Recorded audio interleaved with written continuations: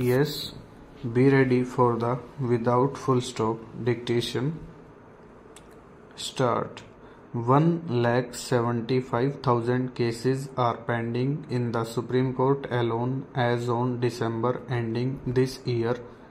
14,39,000 cases are pending in the various high courts. And if you complete the present sanctioned strength of judges in the Supreme Court and the High Courts, and if they refuse to entertain any future petitions, they will take 15 years to dispose of all these original pending cases. That is, you stop the in gate and open the out gate. Do not receive any further petitions for 15 years to come. The judiciary can say that for 15 years no new petition will be accepted or entertained. Even if they do that, it will take 15 years for them to clear all the cases pending now. In Allahabad High Court alone, there are 5 lakh cases pending. To meet this situation, one of the things thought of was to increase the number of judges. To increase the number of judges, we have passed a legislation with much fanfare, giving top priority, even pushing behind other items of legislation on the agenda of the House. The Business Advisory Committee was asked to give priority to this legislation, which proposed increasing the number of judges of the Supreme Court from 18 to 26. But what is the result?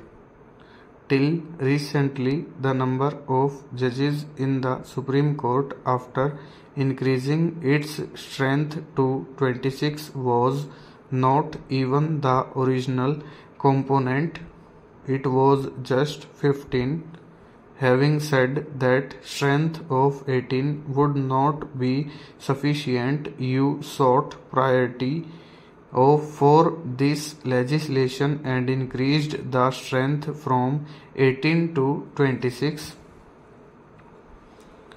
But for 11 years after that, even the original quota was not there.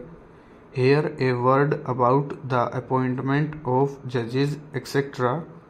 The Honorable Minister said in Rajya Sabha about 3 months back that very soon 4 judges for the Supreme Court would be appointed.